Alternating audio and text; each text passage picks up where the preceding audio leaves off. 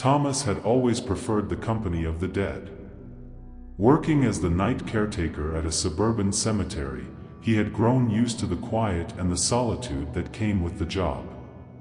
The night breeze and the sound of dry leaves crunching underfoot were almost comforting to him. While others avoided the darkness and the eerie sight of gravestones, Thomas felt at home.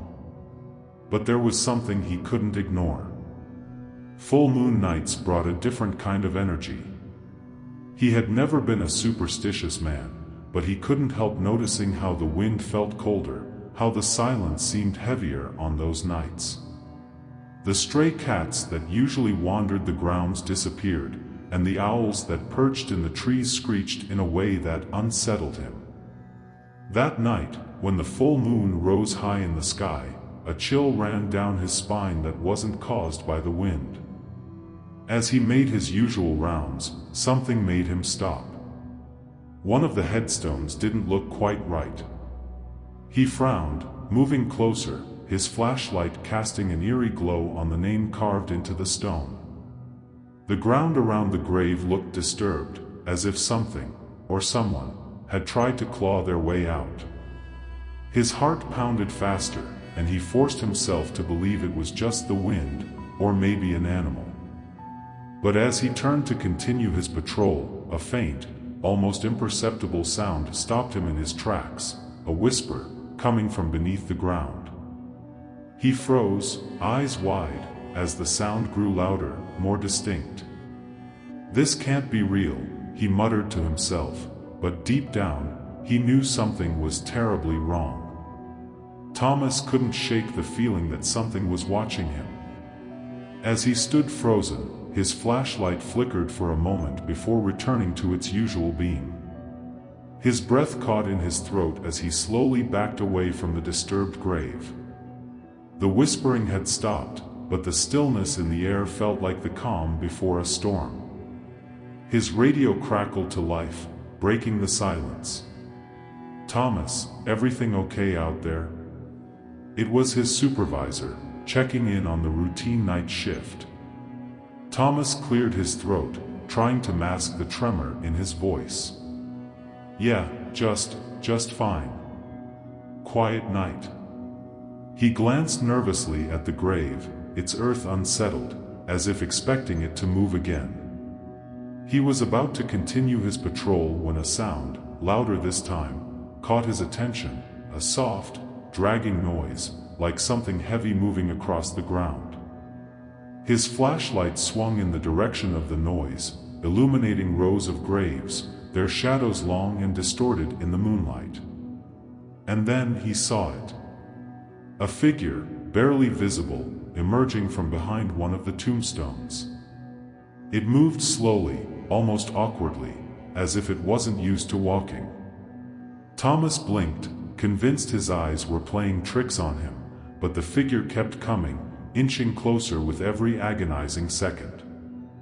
The light from his flashlight revealed more, a face pale as death, eyes sunken deep into its skull, and hands twisted with dirt and decay.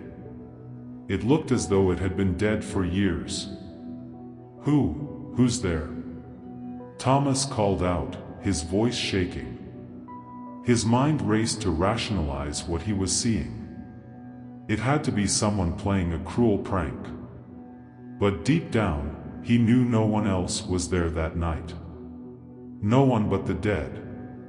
The figure let out a low, guttural groan, and its head turned towards him, its lifeless eyes locking onto his. Thomas stumbled backward, his heart pounding in his chest as his mind screamed at him to run. But his legs refused to move.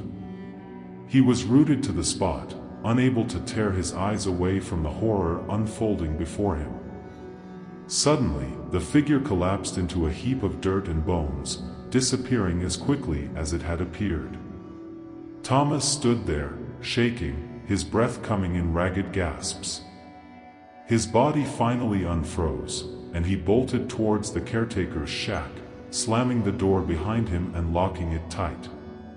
He leaned against the door, trying to steady his breathing, but the image of that decayed face was seared into his mind. He wasn't sure what he had just seen, but one thing was certain: the dead weren't resting peacefully in that cemetery. As the minutes ticked by, Thomas couldn't help but glance out the window, half expecting to see the figure again. But the cemetery remained still, bathed in the cold glow of the full moon. He told himself it had to be a hallucination, maybe the result of too many sleepless nights. Yet deep down, he knew he had seen something real. But the night wasn't over yet. The whispers would return, and soon, so would the dead. The next full moon came too quickly for Thomas. He had spent the past weeks convincing himself that the nightmarish figure he saw was just his imagination, a product of fatigue and too many hours alone in the graveyard. But as the date approached, he could feel the same familiar unease creeping back into his bones. This time, however, it was stronger, more intense. The cemetery felt different. The usual quiet seemed charged with something darker, something waiting to happen. He made his rounds as usual, but every step felt heavier, as if the air itself was thickening around him. The graves he passed appeared undisturbed, but that did little to ease his growing dread. He could feel eyes on him, unseen but undeniably there, watching, waiting. By the time the moon was fully visible in the sky, Thomas had reached the far end of the cemetery. He stood still for a moment, listening. The wind was calm, the trees didn't move, but he heard it, faint whispers, barely more than a breath. They floated on the air, just at the edge of hearing, too quiet to make out the words but unmistakable in their intent. He scanned the grounds with his flashlight, and that's when he saw it again. This time, it wasn't just one figure. Rising slowly from the earth, as though pulled by invisible strings, were several bodies. Their hands clawed at the soil, pulling themselves free from their graves. Limbs that hadn't moved in years struggled awkwardly to regain function, and the dead, one by one, stood in grotesque silence. Thomas's heart raced as he tried to comprehend what was happening. His flashlight flickered, casting eerie shadows across the now moving figures. He was too far from the caretaker's shack to make a run for it, and his legs felt like lead. The terror paralyzed him, trapping him in place as the dead advanced. They didn't speak, didn't groan like before. This time, they simply moved. Their eyes, empty, hollow, and unseeing, fixed on nothing, yet their steps were deliberate, purposeful. Thomas could barely breathe as he watched them rise, bodies twisted and misshapen by death, their faces slack and expressionless. One of them, a woman dressed in a decaying nightgown, turned her head slowly toward him. Her neck cracked with the effort, and Thomas gagged at the sight of her rotting flesh barely clinging to bone. He stumbled backward, barely able to tear his gaze away from her as she took a slow, dragging step forward. "No. No, this isn't real," he whispered, trying to ground himself in some semblance of sanity. But the earth was shifting beneath him, and the dead were walking. He couldn't deny what was happening any longer. Whatever curse haunted this place was growing stronger, and it had him in its grip. As the night wore on, more figures joined the silent procession, rising from their graves like puppets being dragged to life. They wandered aimlessly at first, but soon their movements grew more synchronized, as if drawn together by a shared purpose. Thomas could feel a pressure in the air, a pull towards something deeper, something darker. His feet finally obeyed, and he turned to run, but his legs were sluggish, and his breaths came in sharp, painful gasps. The cemetery, usually small and familiar, now felt like an endless maze, each tombstone a barrier between him and escape. The dead moved faster than he expected, closing the distance with unsettling ease. Desperate, Thomas darted behind a mausoleum, his back pressed against the cold stone. He could hear the shuffling steps of the dead, growing louder, closer.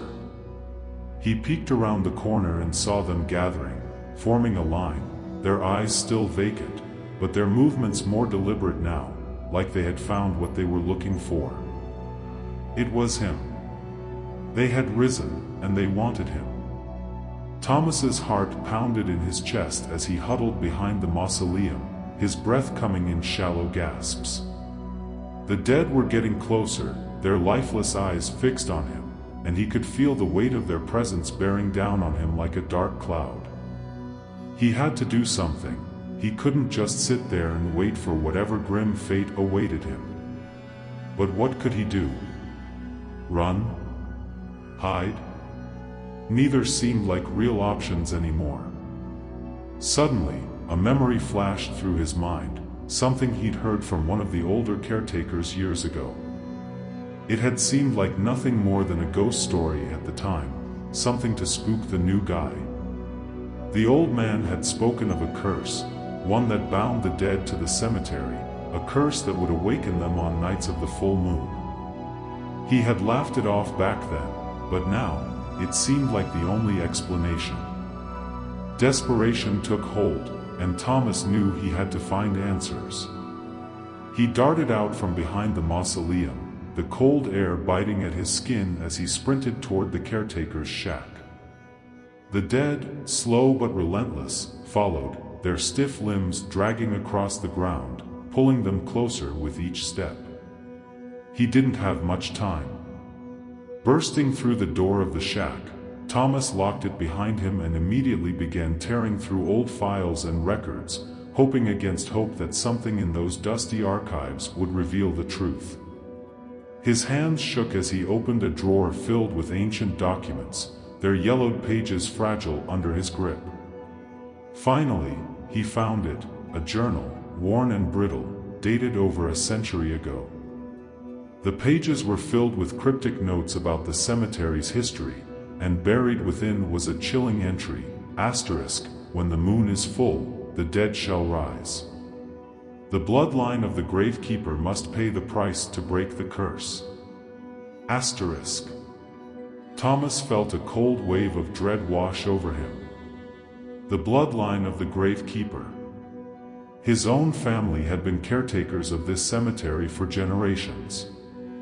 His father, his grandfather, they had all worked the same job, lived the same life. And now he was next in line. The curse wasn't just tied to the cemetery, it was tied to him. He flipped through more pages, desperately searching for a way out. There had to be something, some way to stop it. But the deeper he read, the clearer it became.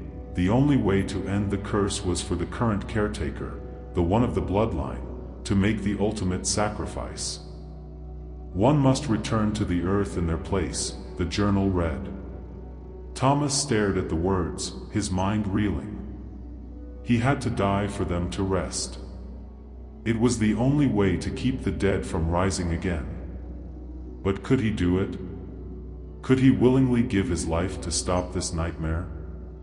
Outside, the dead were closing in, their shadows moving across the window as they surrounded the shack. The whispers had returned, growing louder, more insistent. They were calling for him, drawing him toward the inevitable. His time was running out. Thomas slammed the journal shut, his thoughts racing. He didn't want to die, he wasn't ready. But the alternative was unthinkable. If he didn't do this, the dead would continue to rise, wreaking havoc on the living. The curse would spread beyond the cemetery, into the town, into the world. He grabbed the shovel from the corner of the shack, its weight heavy in his hands. If he was going to do this, it had to be on his terms. He pushed open the door, stepping out into the night, the full moon casting long shadows over the graves. The dead stood waiting for him, their hollow eyes locked onto his every move. As he walked toward them, his grip tightened on the shovel. His pulse raced, his breath shallow and quick. Every instinct screamed at him to run, but he knew there was no escaping this. The curse had claimed his ancestors, and now it had come for him. He stopped at an open grave, its dark mouth gaping wide, and for a moment, he hesitated. The dead stood still, as if waiting for him to make his decision. With a deep breath, Thomas took a step forward, the weight of his destiny pressing down on him. This was it. The end. Or maybe, the beginning of something far worse. Thomas stood at the edge of the open grave, the shovel shaking in his hands. The full moon bathed the cemetery in a pale, otherworldly glow, casting long, distorted shadows across the graves. The dead surrounded him now, standing motionless, their hollow eyes fixed on him, waiting. The whispers had faded, replaced by an eerie silence that pressed down on him like the weight of the earth itself. He stared down into the pit, the dark soil seeming to stretch out endlessly beneath him. This was where it would end, his life, his struggle, and the curse that had haunted his family for generations. But as he gazed into the abyss, a thought crossed his mind. Was it really the only way? Could he truly sacrifice himself to break the curse? Or was there something more to the story, something hidden in the shadows of this cursed cemetery? As if in response to his doubt, the dead began to move. Slowly, deliberately, they stepped closer, their decayed bodies swaying with each step. Thomas's heart raced, and he gripped the shovel tighter. He had to do something, anything, to stop them. But what? He was just one man, standing against the inevitable. The first of the dead reached him, a man whose rotting face was barely recognizable, his eyes clouded and lifeless. He raised a hand, his bony fingers curling as if to reach for Thomas's throat. Instinctively, Thomas swung the shovel, the metal blade connecting with the corpse's skull with a sickening crack. The body crumpled to the ground, but there was no relief. More of the dead were closing in, their faces twisted in grotesque mockeries of life. Thomas stumbled back, his pulse pounding in his ears. The shovel was useless. He couldn't fight them all. They were too many, and he was only one man. But then, in the midst of his panic, something clicked. The journal. The curse wasn't just about sacrifice, it was about balance.